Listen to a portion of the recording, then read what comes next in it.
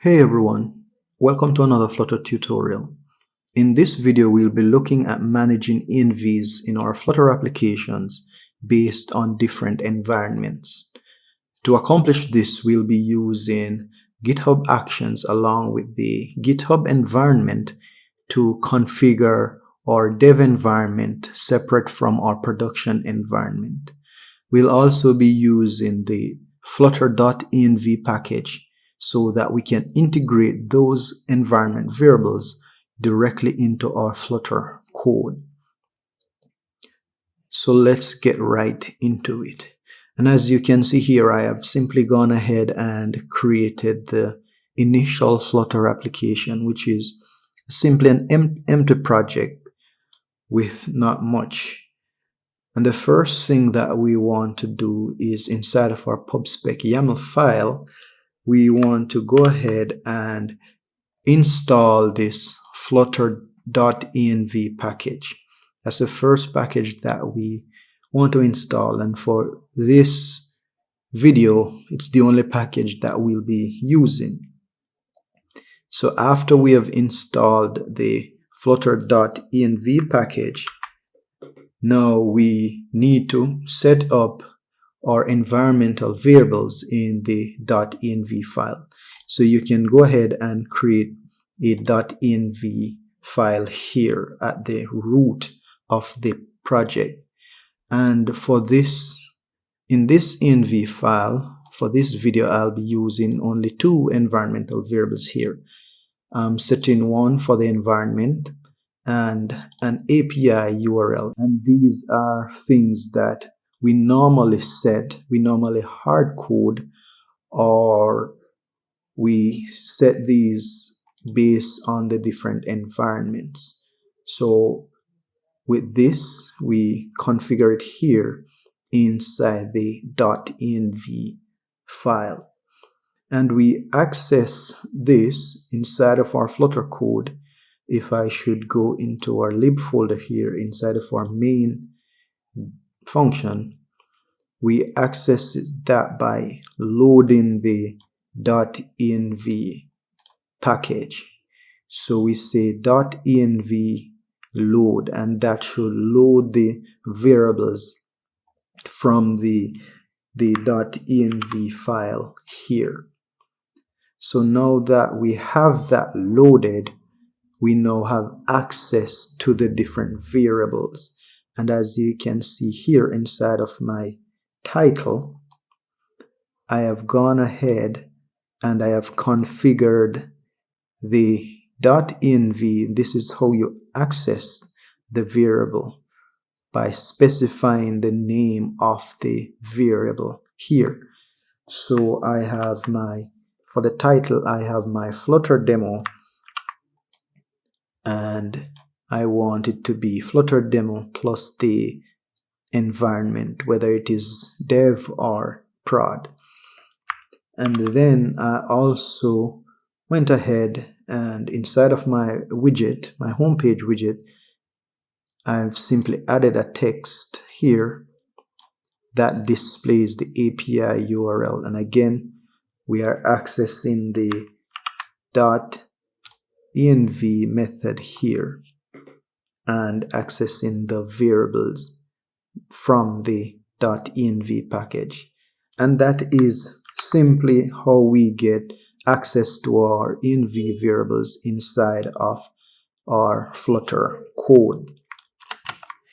Next, over on GitHub, for the repository for my Flutter project, which is my Flutter env project, what I'm going to do is to now set up the different environments. And we set up those environments by going to settings here. So if I go to settings, there should be an environments tab.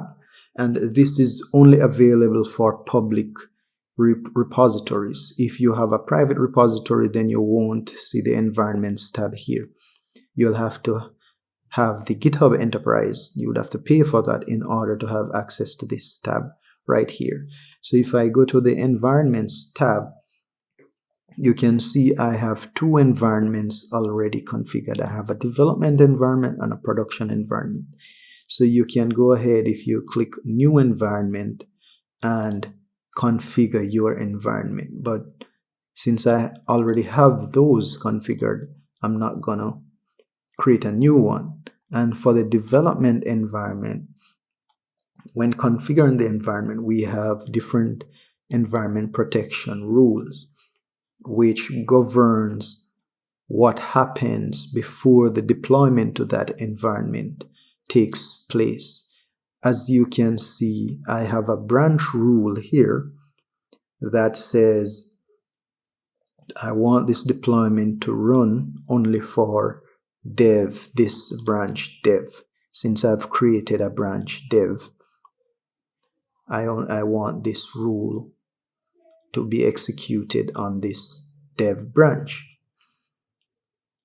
We have other rules that we can set up. For example, we can require reviewers so that before it is deployed, we can set someone as the reviewer, and it would require that this person review the deployment before the deployment happens in production. You would normally set this for your production environment. So now we have our environment secrets, and this is where I have configured my environment variables. So for each environment, we would configure those variables and the values would be different. So if you add a secret here, that's where you would enter the environment variable, for example, API URL, and then you would enter the value of the URL here. But since I have already configured those two variables here, I will use them. But you can go ahead and configure your API URL and your environment, making sure that you set the environment here to the actual environment, which is development or prod.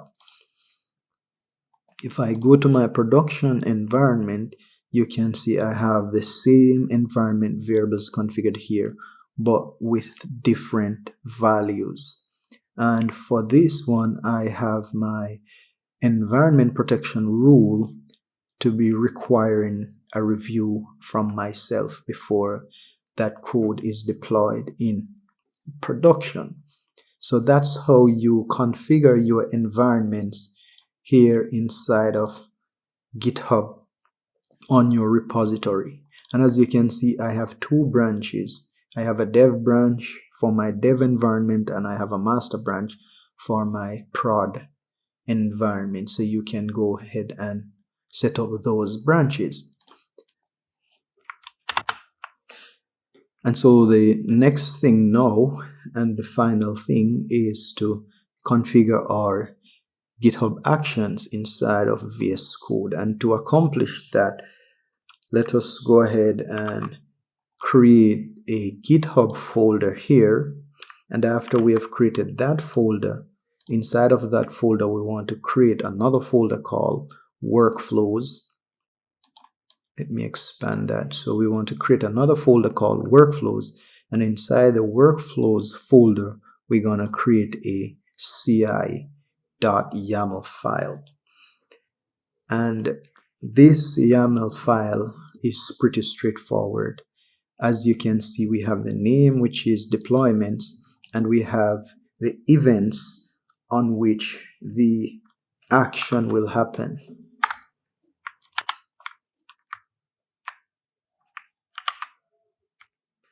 So I have that whenever there's a push on any of these branches, the master branch, the staging branch, or the dev branch, even though currently I do not have a staging branch, but you guys can configure that whenever there's a push on any of one of these branches, then the deployment should happen.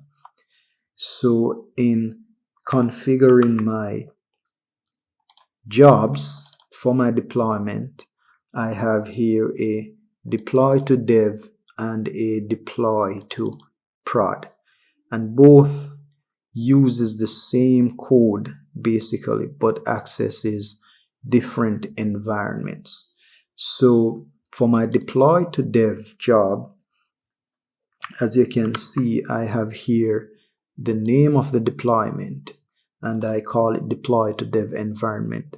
And then this deployment happens only if the branch is the development branch. So only if this event is executed on the dev branch will this deployment takes place. And for the virtual machine, I'm saying that this should run on Ubuntu latest. And here is where I am configuring the environment to say I want this to be executed on the development environment. And then for the steps, we use the GitHub action checkout, and this will check out the code from our repository. Then we use another action to set up or to configure Java using version 12. And then after that, we use another action to create the .env file. And we're doing this because the Flutter.env package looks for a .env file. And this .env file that we have created here, this is what the Flutter.env package looks for. So by using this action here, we are creating that file in the virtual machine where we are running this deployment. And here, using this action to create the env file, we set the different environment variables that we are expecting. So in this case, we are expecting an environment and a API URL, and we prefix it with env key in order for the env file action to read these variables and basically transfer them to the .env file. So here we are also accessing the environment variables using secrets. So these secrets are what we have configured inside of our GitHub environment secrets, the API URL and the environment. And next, we use this action, the Flutter action, that gives us access to the Flutter commands that's needed to run. And we say that we need the Flutter version here, 2.5 from the stable channel. So then we go ahead and run pubget to install all the necessary packages. We run the Flutter clean, and then we say build APK. I am only doing this for Android, but it is the same thing for iOS. But I want to show you guys that it works by using the emulator. And the thing with iOS is that whenever you build for iOS, then that IPA file cannot be used on the simulator. So I have to use the Android device for now, but it's basically the same thing for iOS. So instead of building APK, you would basically build iOS instead. So after I build the APK, what I want to do is to use this action, upload artifact, and I'm going to use this action to upload the build APK to our GitHub artifacts. So with using this action, we can go ahead and say with, and we specify a name here, APK release, and the path to the APK, which will be inside of the build folder, app outputs, Flutter APK, APK, app release APK. So if we go inside of our build folder here, app outputs APK, then we can see that APK that was built. and we want to upload that as a part of our build process so that users can have access to it. We can send it to users, or other devs can download it and run it on their emulators to see what the dev build looks like. The similar thing is done for production. It's the very same thing. The only difference is that instead of running for dev, I am saying this deployment is only executed if there's a push event to the master. So then this, and then the environment now, instead of development, the environment is production. But the steps are the very same. Checking out the code, creating the env file, setting the env variables based on the secrets from that particular environment, in this case production. Then we get our Flutter action, run the different Flutter commands, build the APK, and upload the artifact. Now we'll upload basically a production build of this artifact to GitHub, and there we can have access to it. So now if I should go ahead and push some changes that I've made,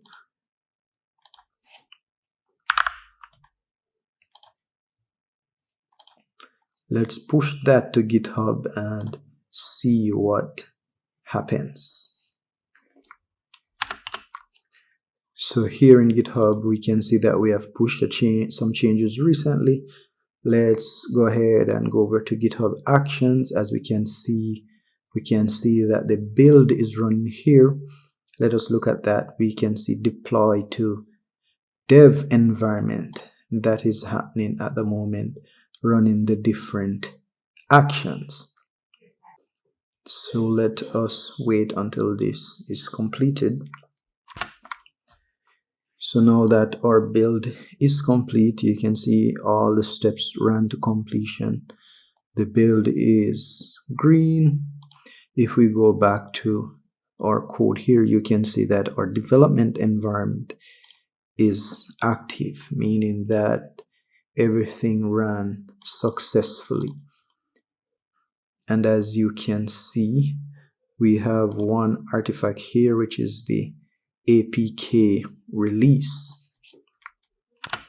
Also, if we should go back to actions, we select the workflow run here, scroll down, then we should see the artifact here also. So right below the annotations, there should be artifact, and we can download the artifact. So if I click this, download that quickly, and I'm going to drag and drop this into my simulator. Let me bring my simulator into the view.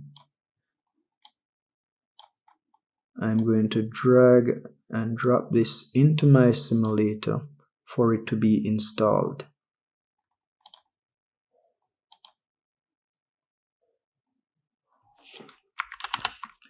So now it is installed to my simulator.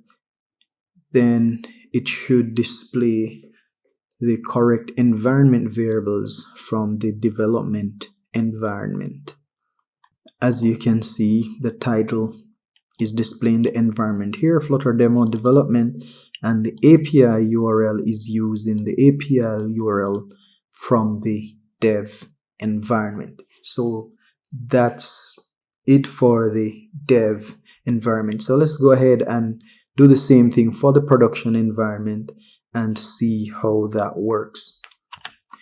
So for the prod environment, what I'll do is go ahead and create this pull request from dev to master, create that pull request, and then merge that pull request. So once the merge happened, if I go to actions, then I can see merge pull request, and if I click that, you can see deployed to production, but it's waiting for review since I've set the environment protection policy or environment protection rule to require review. So let me say review deployment and approve and deploy. So now the deployment should start. There we go. Now it's creating the build for the production environment. So let us wait until that is completed. So now our production deployment or production build has run successfully. It's completed. Now we can go to actions, we can select that deployment, and we can find the artifact. In this case, again, APK released. Let me go ahead and download that. Let me bring the simulator again, and this time install this here.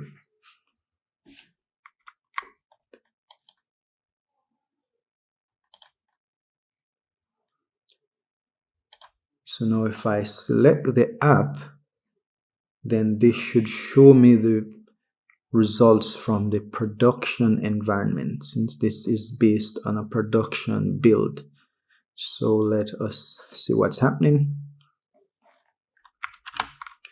So as you can see, we have the environment being production, and we have the API URL being the API URL for production.